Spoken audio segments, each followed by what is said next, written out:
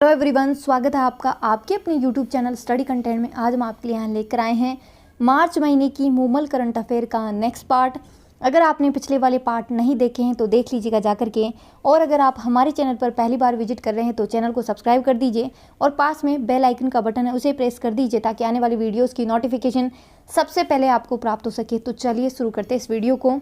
इसमें पहला क्वेश्चन है कि अम्बेडकर डीबीटी वाउचर योजना काफ़ी इंपॉर्टेंट है, उसको पूरा याद करके जाना। देखिए, राजस्थान में जितनी भी योजनाएं आती हैं, एक तो उनकी डेट और एक उनमें जो है क्या कितने स्टूडेंट को जो है इसका लाभ मिल रहा है, कितना पैसा खर्च किया गया है और कौन कौन जो है इस योजना को लेने के लिए जो है एलिजिबल है, वो सारी चीज़ें जो है आपको इसमें देख के जानी होती है योजनाओं में। तो शैक्षणिक सत्र जो आपका 2024-25 है उसके लिए पूरे राजस्थान में से 5500 छात्रों को लाभान्वित किया गया है आपकी इस डीबीटर वाउचर योजना से। जो प्रत्येक छात्र है यानी कि पर छात्र को जो है 2000 रुपये जो है आर्थिक सहायता दी गई है। जो बाहर रहते हैं, जो रूम लेकर के बाहर रहते हैं बच्चे, उन बच्चों को। विभाग जो है सामाजिक न्याय एवं अधिकारिता विभाग, इसमें विभाग जो है काम करता है। याद रखना, विभाग भी पूछा जाता है। पात्रता की बात करें इसमें तो पात्र कौन है, इसमें ST SC और आपके जो MBC के छात्र हैं उनके माता पिता जिनकी आय 2.5 लाख से कम हो। OBC के छात्रों के लिए 1.5 लाख रुपए, आर्थिक रूप से कमज़ोर वर्ग जो बच्चे हैं उनके लिए 1 लाख रुपए सीमा का निर्धारण किया गया है। उन्हीं लोगों को जो है इस योजना का लाभ दिया जाएगा। राजकीय महाविद्यालयों में जो UG और PG यानी कि ग्रेजुएशन और पोस्ट ग्रेजुएशन जो बच्चे कर रहे हैं, उन छात्रों को जो घर से दूर कमरा किराया लेकर के रहते हैं या PG में रह रहे हैं किसी के यहाँ, तो उन बच्चों को जो है ये आपके 2000 रुपये पर माह के हिसाब से दी जाएगी। बट इसमें कंडीशन आपको फुलफ़िल करनी होगी कि आपके माता पिता की जो है आय 2.5 लाख रुपए, जो कि SC ST और MBC के लिए, OBC के लिए 1.5 लाख रुपए, और जो आर्थिक रूप से कमज़ोर है उनके माता पिता की आय 1 लाख रुपए होनी चाहिए, तभी इस योजना का लाभ मिलेगा, नहीं तो नहीं मिलेगा। ठीक है। नेक्स्ट क्वेश्चन है कि भारत आदिवासी पार्टी BAP क्या है। तो 13 जनवरी 2025 को प्रदेश की भारत आदिवासी पार्टी को राज्य स्तरीय राजनीतिक दल के रूप में मान्यता प्रदान की गई है। आपके BAP से राजस्थान में 1 सांसद है और 4 विधायक हैं। मोहनलाल रोत पार्टी के राष्ट्रीय अध्यक्ष है, जबकि राजकुमार रोत बांसवाड़ा डूंगरपुर से सांसद है आपकी BAP से। सीटों के हिसाब से ये प्रदेश की तीसरा बड़ा राजनीतिक दल है, यानी कि ये आपकी कांग्रेस और BJP के बाद आपका BAP ही आता है। विधायक इससे 84, दरियाबाद, आसपुर और बागीदोरा से जो है इसमें विधायक भी हैं, 4 जो आपके हैं। कर्म भूमि से मातृभूमि अभियान, अब ये क्या चीज़ है, तो इसमें आपके जो भूजल स्तर है उसमें जो गिरावट देखने को मिल रही है उससे रिलेटेड आपका ये जो अभियान है, ये 15 जनवरी 2025 से इस अभियान की शुरुआत की गई है। और कहाँ से की गई है? सांगानेर, जयपुर से की गई है। केंद्रीय जल शक्ति मंत्री हैं CR पाटिल और हमारे CM हैं भजनलाल शर्मा, इनके द्वारा इसकी शुरुआत की गई है। ये जो अभियान चलाया गया है, इसका उद्देश्य क्या है? तो राजस्थान में जो भूजल का जो स्तर गिर रहा है उसको लेकर के ये अभियान चलाया गया है।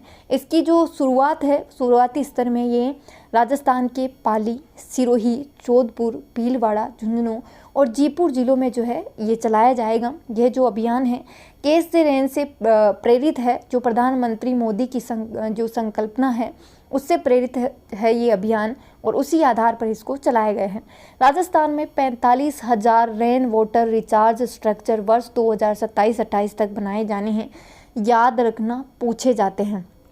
ऐसा ही एक क्वेश्चन पूछा गया था कि प्रत्येक संभाग स्तर पर, ऐसा करके कुछ क्वेश्चन था कि रेन वाटर जो है आपके प्रत्येक संभाग स्तर पर कितने बनाए जाएंगे, ऐसा कुछ क्वेश्चन था। इसको इसलिए बोल रही हूँ, राजस्थान की करंट अफेयर को थोड़ा सा लाइन टू लाइन पढ़ के जाया करो, क्योंकि वो क्वेश्चन कहीं से भी बना लेता है, तो थोड़ा सा है ना ऐसे। तो राजस्थान में 45,000 रेन वाटर रिचार्ज स्ट्रक्चर वर्ष 2027-28 तक बनाए जाने हैं, जो वर्षा जल है उसको संग्रहित करके भूजल स्तर को बढ़ाएंगे। ठीक है, यानी कि जो वर्षा से जल आ रहा है उसको व्यर्थ ना करके उसको जो है ज़मीन के अंदर भेजा जाएगा, ताकि जो आपका ज़मीन के अंदर जो भूजल स्तर है उसको बढ़ाया जा सके। जल संचय जन भागीदारी, इस विषय में एक संवाद कार्यक्रम भी जल शक्ति मंत्री CR पाटिल और मुख्यमंत्री भजनलाल शर्मा ने किया है। जिसमें जो प्रवासी राजस्थानी हैं वो इस कार्यक्रम से जुड़ने की अपील की गई है। उदयपुर में देवास योजना के तीसरे चरण व चौथे चरण की शुरुआत की गई है और इससे उदयपुर, राजसमंद, चित्तौड़गढ़ के जो लोग हैं उनको पानी मिल सकेगा। जलग्रहण विकास घटक 2.0 जलग्रहण परियोजना में बेहतर प्रदर्शन करने वाले राज्यों के लिए केंद्र सरकार ने 56 नई परियोजनाएं स्वीकृत की गई हैं। इनमें जो है राजस्थान भी शामिल है। इस परियोजना के लिए 700 करोड़ रुपए का प्रावधान किया गया। राजस्थान में 110 ब्लॉक में पहले ही जलग्रहण परियोजनाएं चल रही है और अब जो जलग्रहण विकास 2.0 है इसके तहत राजस्थान, मध्य प्रदेश, असम, उड़ीसा, तमिलनाडु, कर्नाटक, नागालैंड, हिमाचल प्रदेश, सिक्किम और उत्तराखंड में ये योजना शुरू होगी। और ये योजना जो है क्या कार्य करवाएगी, तो इन परियोजनाओं के तहत किए जाने वाले कार्यों में जल निकासी होगी, मृदा और नमी संरक्षण होगा, वर्षा जल संचयन होगा, नर्सरी की स्थापना होगी, चारागाह का विकास किया जाएगा, भूमिहीन जो व्यक्ति हैं उनकी आजीविका के लिए कुछ गतिविधियां भी जो है शामिल की जाएगी। नेक्स्ट है कि शहरी निकायों की तर्ज पर ग्राम पंचायतों का होगा स्वच्छता मूल्यांकन। राज्य में अब शहरी नगर निकायों की तरह ग्राम पंचायतों का भी स्वच्छता मूल्यांकन होगा। नगर निकायों की हर साल केंद्रीय शहरी विकास मंत्रालय स्वच्छता रैंकिंग जारी करता है। इससे पहले स्वच्छता के मापदंड तय किए जाते हैं। उन मापदंडों के आधार पर जो है स्वच्छता की रैंकिंग दी जाती है और जो भी ग्राम पंचायत या जो भी नगर निकाय है वो साल भर यानी कि पूरे साल उन मापदंडों पर कार्य करता है, उनको सुधारने की कोशिश करता है और फिर उस आधार पर जो है इनको रैंकिंग दी जाती है। ग्राम पंचायत विभाग राज्य की 11,000 से ज़्यादा ग्राम पंचायतों की स्वच्छता मूल्यांकन कराएगा।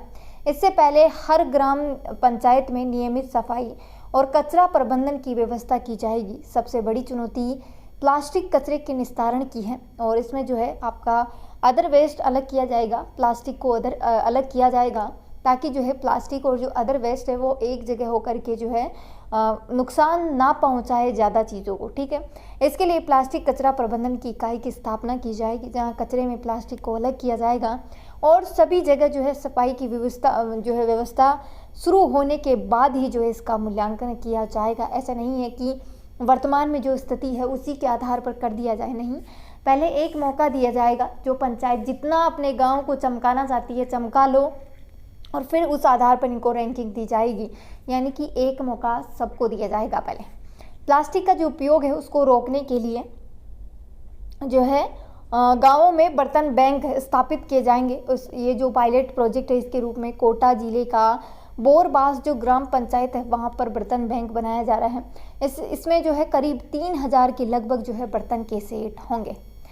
नेक्स्ट क्वेश्चन है कि कालीबाई भील उड़ान योजना, ये काफ़ी इम्पोर्टेंट है और इसके बारे में सारी चीज़ें याद रखना। ये 19 दिसंबर 2021 को चलाई गई थी और ये जिस टाइम पे मतलब 2021 में जब चलाई गई थी 19 दिसंबर को, उस टाइम पर ये उड़ान योजना के नाम से जानी जाती थी, लेकिन अभी इसका नाम चेंज कर दिया गया है। तो अभी नाम क्या किया गया है, तो कालीबाई भील उड़ान योजना, यानी कि कालीबाई भील, इसके नाम के आगे ये जो है 2 शब्द और जोड़े गए हैं। और इसमें होता क्या है, तो ये 10 से लेकर के 45 वर्ष तक की जो आयु की बालिकाएं या महिलाएं हैं जिनको माहवारी आती है, उनमें स्वच्छता प्रबंधन के लिए निःशुल्क सैनिटरी नैपकिन्स जो है वो उपलब्ध करवाए जाते हैं। इसके लिए नोडल विभाग महिला एवं बाल विकास विभाग है। अब आप लोग बताएंगे, मुझे तो नहीं पता ये एक्चुअल में जो है ज़मीनी लेवल पे इस पे काम हो भी रहा है कि नहीं हो रहा है। जो लड़कियां या जिनको इस योजना का लाभ मिल रहा है वो कमेंट करिए कि हमारे यहाँ इस चीज़ का लाभ मिल रहा है, क्योंकि देखिए कहने में और करने में बहुत अंतर होता है। तो आप मतलब जो आम जनता है वो डिसाइड करेगी कि कितना इस चीज़ का जो है बेनिफिट मिल रहा है, क्या रेगुलरली मिल भी रहे हैं या नहीं मिल रहे हैं, या फिर इन लोगों ने जो है 1 महीना दे दिया फिर 2-3 महीने छोड़ दिए, या फिर ऐसा चल रहा है। तो बहुत सारी चीज़ें होती है, तो वो आप ही बता सकते हैं। इन लोगों ने योजना तो चला दी है, बाकी आप जो है जो आम जनता है जो इसका लाभ ले रही है उनको पता होगा कि ये किस तरीके से इसका लाभ दिया जा रहा है। नेक्स्ट क्वेश्चन है कि रावतभाटा परमाणु संस्थान की 7वीं इकाई देश की जो है कौन से नंबर की न्यूक्लियर रिएक्टर इकाई बनी है, तो ये 25वें नंबर की बनी है। मोस्ट इम्पॉर्टेंट है, जो आपका ऊर्जा संसाधन वाला जो टॉपिक लगता है उसमें ये वाला चीज़ें काफ़ी इम्पोर्टेंट है, इसको मतलब उसमें ऐड कर लेना। अगर आपके पास नोट्स होंगे तो उसमें ऐड कर लेना, या बुक होगी तो उसमें ऐड कर लेना, एज इट इज़ कुछ भी नहीं छोड़ना है। आणविक ऊर्जा नियामक बोर्ड ने रावत भाटा की जो 7वीं इकाई है, रावत भाटा की तो ये 7वीं होगी, लेकिन देश की देखी जाए तो ये 25वीं नंबर की होगी। क्वेश्चन दोनों तरीके से पूछा जा सकता है।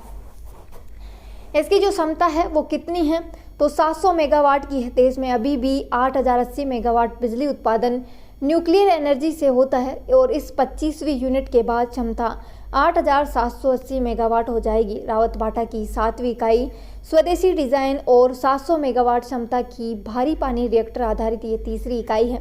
रावत भाटा जो परमाणु संयंत्र है, इसकी जो टोटल क्षमता है 1080 प्लस 700 मेगावाट है, यानी कि ये टोटल जो है कितनी हो जाएगी, इन दोनों को प्लस कर लेना तो ये इतनी जो है इसकी क्षमता हो जाएगी। ठीक है, और गांधी सागर में जो है नए परमाणु संयंत्र को मिली है मंजूरी। नाभिकीय ऊर्जा निगम ने रावत भाटा से 53 किलोमीटर दूर चंबल घाटी परियोजना के जो बड़े बांध है गांधी सागर वासी में वहाँ पर नए परमाणु संयंत्र लगाने की मंजूरी प्रदान की गई है। और आपको ये चीज़ें याद करनी पड़ेगी क्योंकि काफ़ी इम्पोर्टेंट टॉपिक हो जाता है ये आपका परमाणु रिएक्टर वाला, और इससे काफ़ी जो है क्वेश्चन पूछे जाते हैं, एज अ टीज क्वेश्चन पूछे जाते हैं बहुत सारे कि इसकी कुल क्षमता कितनी होगी, ये कौन से नंबर की इकाई होगी, और राजस्थान में कौन से नंबर की होगी, भारत में कौन से नंबर की होगी। तो ये सारी चीज़ें जो है आपको याद करनी पड़ेगी। ठीक है, इसको ऐड करके जो है पूरा वो भी वैसे भी याद कर लेना है ना, 1780 के समथिंग ये इसका होगा ना, 1080 प्लस 700, तो ये भी याद करके जाना। कहीं आप जो है ये याद करके जाओ और वो बंदा अगला जो है इन दोनों को प्लस करके पूछ ले, फिर वहाँ पता ही नहीं चलेगा दिमाग में से कि ये भी था। ठीक है, तो थोड़ा इस पे ध्यान देना। 25 दिसंबर 2024 को मुख्यमंत्री भजनलाल शर्मा के द्वारा की गई घोषणा के अनुसार अटल ज्ञान केंद्रों की जो स्थापना है वो किस स्तर पर की जाएगी, तो ग्राम पंचायत स्तर पर की जाएगी।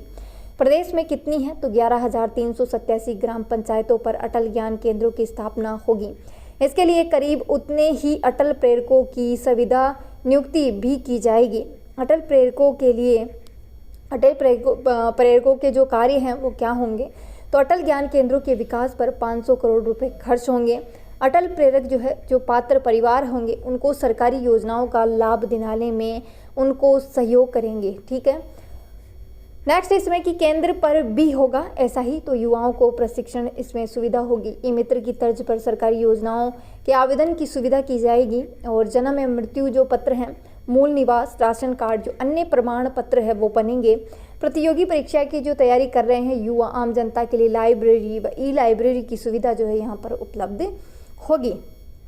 प्रमुख घोषणाएं क्या की गई है, तो अटल जन सेवा शिविर जो है 26 दिसंबर को प्रत्येक पंचायत समिति मुख्यालय पर अटल जन सेवा शिविर आयोजित करने का भी निर्णय किया गया है। अटल ई गवर्नेंस अवार्ड का नाम बदल करके अटल ई गवर्नेंस अवार्ड, और राजकीय विद्यालयों के कंप्यूटर कक्ष का नामकरण अटल कंप्यूटर कक्ष करने का भी निर्णय किया गया है। अटल फायरिंग रेंज की बात करें तो अटल फायरिंग रेंज जो है राज्य सरकार ने जैसलमेर स्थित फायरिंग रेंज व जोधपुर स्थित पुलिस प्रशिक्षण केंद्र का नाम बदल दिया है। और जैसलमेर स्थित फायरिंग रेंज को अब अटल फायरिंग रेंज और जोधपुर स्थित पुलिस जो प्रशिक्षण केंद्र है उसको सरदार पटेल पुलिस प्रशिक्षण केंद्र कर दिया गया है। याद रख जाना, मोस्ट इम्पोर्टेंट है, याद रख जाना, इसको स्किप मत करके जाना।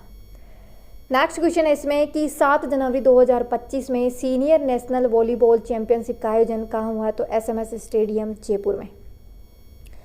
7 जनवरी 2025 को इस चैंपियनशिप का उद्घाटन केंद्रीय मंत्री गजेंद्र सिंह खीवसर और राज्य के खेल मंत्री राज्यवर्धन सिंह राठौड़ के द्वारा जो है किया गया। इस प्रतियोगिता में 62 टीमों ने हिस्सा लिया। विजेता है पुरुष वर्ग से केरल, उप विजेता है सर्विसेज, महिला वर्ग से रेलवे और उप विजेता है इसमें केरल।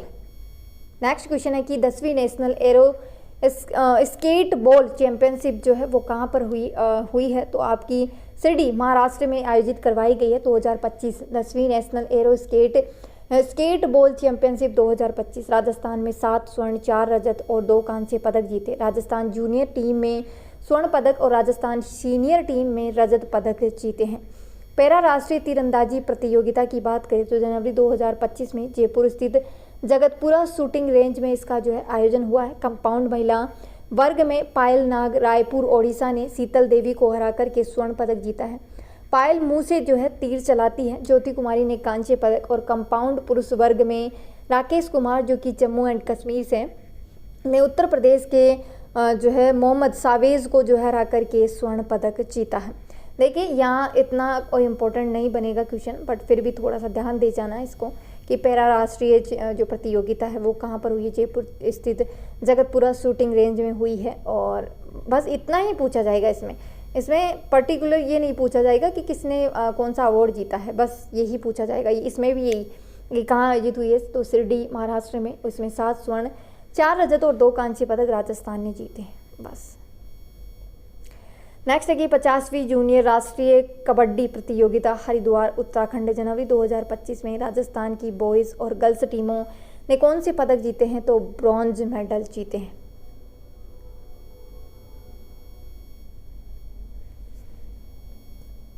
राजस्थान की जूनियर कबड्डी टीमों, जिसमें लड़का और लड़की वर्ग दोनों ने अपने अपने वर्ग में सेमीफाइनल जो हुआ है उसमें हार के साथ जो इन्होंने ब्रॉन्ज मेडल जीता। अगर जीत जाते तो सिल्वर। नेक्स्ट है कि 7 जनवरी 2025 को नई दिल्ली के इंदिरा गांधी स्पोर्ट्स कॉम्प्लेक्स में आयोजित सीनियर राष्ट्रीय जूडो प्रतियोगिता में ओवरऑल ट्रॉफी विजेता बना है, तो राजस्थान। नई दिल्ली में इसका आयोजन हुआ है। ओवरऑल ट्रॉफी विजेता है राजस्थान, उप विजेता है गुजरात है। 2 स्वर्ण पदक जीते हैं मोनिका चौधरी ने, और आकाश ने जीते हैं 1 रजत हिमांशु चौधरी ने। नेक्स्ट है कि 67वीं नेशनल शूटिंग चैंपियनशिप 2024, इसका आयोजन नई दिल्ली में किया गया है। और इसमें निशानेबाजों ने 5 स्वर्ण 3 रजत और 3 कांस्य पदक जीते हैं। स्वर्ण पदक विजेता है 25 मीटर पिस्टल में Mahavir Singh, 50 metre pistol junior में संदीप योगेश उमेश, जूनियर पिस्टल में अभिनव चौधरी, 50 मीटर पिस्टल में संदीप बिश्नोई, 50 मीटर पिस्टल में जूनियर टीम रजत पदक 50 मीटर पिस्टल टीम कैटेगरी में संदीप, ओम प्रकाश और उमेश ने। 25 मीटर एसपी जूनियर मैन में जो है अभिनव, योगेश और चंद्रराज। 43वीं senior national shooting ball championship की बात करें तो इसका आयोजन ओडिशा में हुआ। पुरुष वर्ग में राजस्थान का जो स्थान है 4था स्थान है। लगातार राजस्थान 4थे वर्ष राजस्थान ने जो है मेडल जीता है। इसमें कांस्य पदक, और कप्तान है जसविंदर सिंह जस्सा। नेक्स्ट क्वेश्चन है कि नेशनल शूटिंग चैंपियनशिप बना राजस्थान। 25 दिसंबर 2024 को करणी सिंह शूटिंग रेंज नई दिल्ली में खेली गई नेशनल शूटिंग स्कीट मिश्रित जो टीम स्पर्धा है का खिताब अनंतजीत नरूका और माहेश्वरी चौहान की जोड़ी ने जीता है। देखिए वीडियो यहीं तक है। वीडियो को ज़्यादा से ज़्यादा लाइक करना है, शेयर करना है, कमेंट करना है। ऐसी और वीडियोज़ के लिए हमारे चैनल को सब्सक्राइब करना ना भूलिए। जय हिंद, जय भारत।